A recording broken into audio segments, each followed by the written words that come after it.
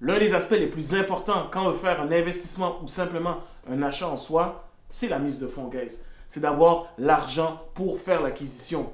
Malheureusement, pour plusieurs, c'est très difficile de soit se discipliner pour accumuler l'argent ou simplement connaître les tactiques pour avoir la mise de fonds. Dans la vidéo d'aujourd'hui, je vais vous montrer comment faire. What's up guys? Bienvenue sur mon YouTube channel, le Mac Immobilier. Ici, je partage des astuces pour devenir investisseur immobilier. Donc si c'est le domaine qui t'intéresse, n'hésite surtout pas. Abonne-toi et instruis-toi.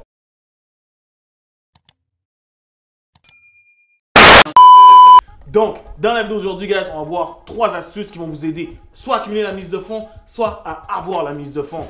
Je sais, guys, en ce moment, c'est une vidéo de finance et ainsi de suite. Mais regardez dehors, il neige et en plus, on est en confinement. Donc, à vos ordi ou à votre notepad. Le budget. Yes, guys, le budget. Mais pas n'importe quel budget. Vraiment un budget bien détaillé. Faites la différence entre vos dépenses récurrentes et vos dettes. Qu'est-ce qu'on a dans les dépenses récurrentes?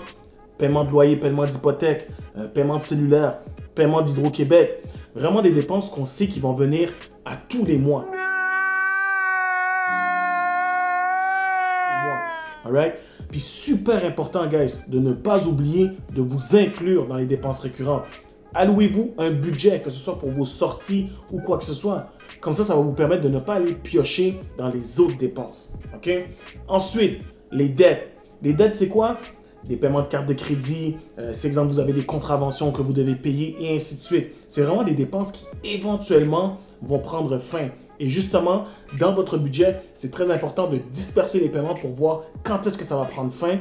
Et ça va vous permettre, du montant que vous payez de vos dettes, de l'ajouter au montant que vous allez pouvoir épargner. Donc avec ça, vous allez être capable de voir quand est-ce que vous allez avoir le montant nécessaire de votre mise de fonds.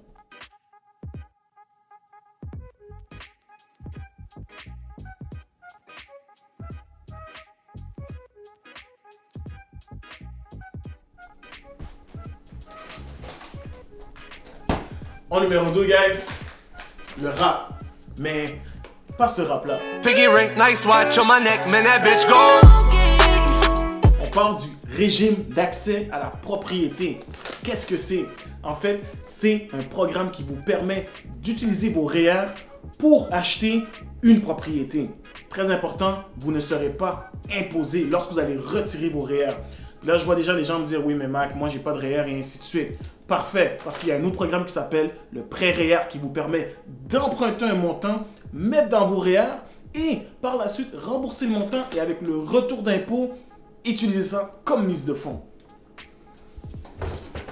En numéro 3, guys, la garantie collatérale. En gros, ce que ça veut dire, c'est que si vous avez de l'équité, ou exemple, vos parents ont de l'équité sur une propriété, vous pouvez utiliser cette équité en garantie comme mise de fonds sur votre prochain achat.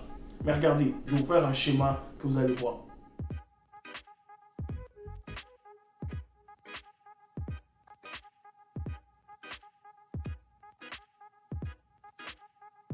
Alright guys, donc c'est ce qui m'a fait la vidéo d'aujourd'hui. J'espère que vous avez appris au moins une seule chose. D'ailleurs, dans les commentaires, laissez-moi savoir si vous prévoyez acheter une propriété cette année. Et si vous en avez déjà acheté une, laissez-moi savoir laquelle des 3 astuces vous avez utilisées. Sur ce, likez et partagez avec vos amis fans d'immobilier et on se revoit à la prochaine vidéo.